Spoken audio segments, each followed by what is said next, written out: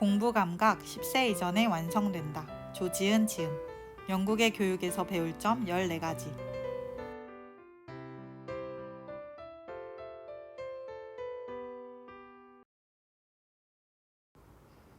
이 책의 저자 조지은 교수님은 영국 옥스퍼드 대학교 동양학부와 언어학과에서 한국학과 언어학을 가르치고 연구하고 있으며 옥스퍼드 대학교 동양학부 입학처장으로 근무하였습니다. 영국에서의 연구와 일상생활을 바탕으로 한국 교육의 문제점을 지적하고 한국 교육이 지향해야 할 방향을 제시하였는데, 바람직한 교육에 대한 깊은 통찰력을 바탕으로 한 주옥과 같은 내용들이 많이 있습니다. 저는 여러 가지 제시된 교육의 방향 중에서 특히 영국 교육에서 배울 점 14가지를 뽑아 정리해 보았습니다. 1. 질문하는 능력과 습관은 상상력을 키워줍니다. 저자가 노암 촘스키의 강의를 들었을 때의 경험이 나오는데요. 노암 촘스키는 언어학 연구의 대가입니다. 이 교수님은 좋은 질문을 한 학생에게 좋은 점수를 주었다고 합니다. 저자는 질문 노트를 작성하는 것에 대한 중요성을 이야기를 하는데, 중요한 것은 질문에 대한 답을 구하는 것보다 질문을 하는 그 행위 자체라고 이야기하고 있습니다.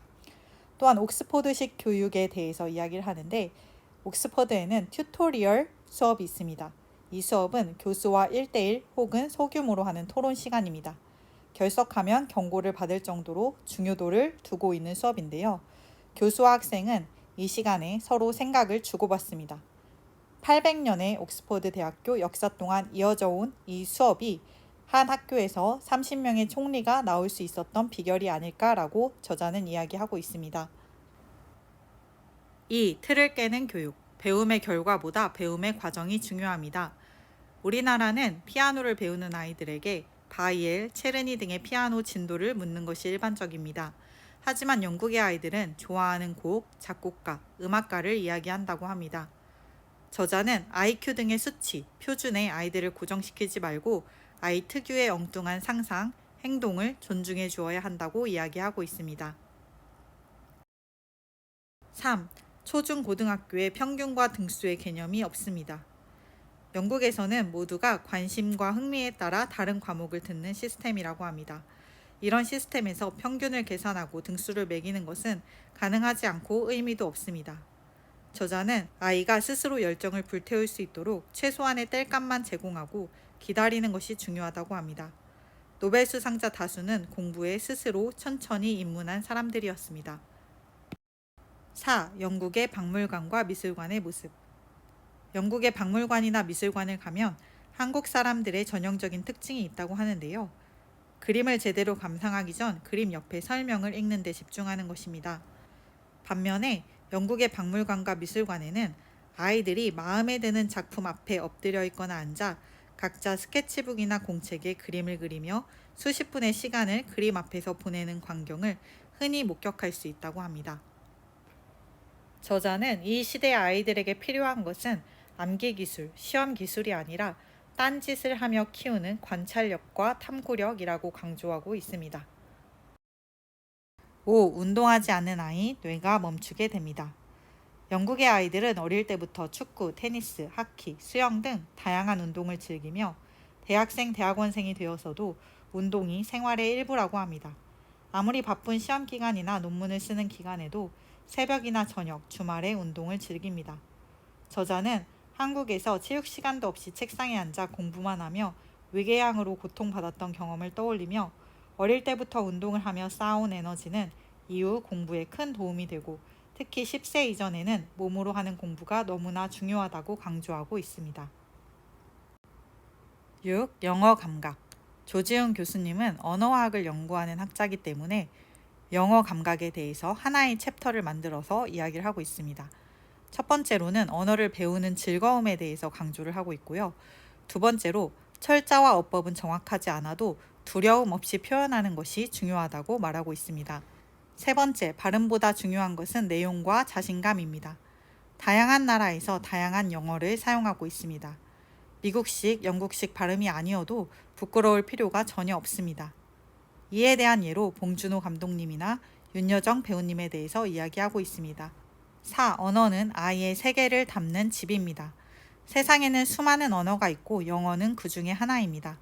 영국 학생들은 새로운 언어를 배우는데 편견이 없으며 여러 가지 언어를 공부하는 경험은 세계와의 연결고리를 만들고 진정한 세계인으로 성장하게 합니다. 7. 영국 아이들은 문제집을 풀지 않습니다. 영국에서는 아이들이 정답을 맞추는 공부보다 콘텐츠와 상상력을 발휘하는 공부에 무게를 둡니다. 저자의 딸이 한 수업을 예로 들어서 이야기를 하는데요. 아마존을 공부하고 한 달간 아마존 열대우림 모형을 만드는 수업을 했다고 합니다. 저자는 아이들의 학습에 있어서 기술보다 중요한 것은 아이디어라고 말하고 있습니다. 8. 책을 좋아하는 영국 사람들. 영국에서는 어린이, 청소년, 어른 모두 책을 아주 좋아합니다. 생일에 책 선물하는 경우도 많고 카페나 기차 어디서든 책 읽는 사람을 찾아볼 수 있으며 책에 대해서 이야기할 기회도 많습니다. 이렇기 때문에 아이들에게 독서는 자연스러운 일상입니다. 저자가 옥스퍼드대 입학처장으로 있을 때 많은 책을 읽었다고 한 학생들도 자신이 읽은 것에 대한 자신의 생각을 표현하기를 어려워했다고 합니다.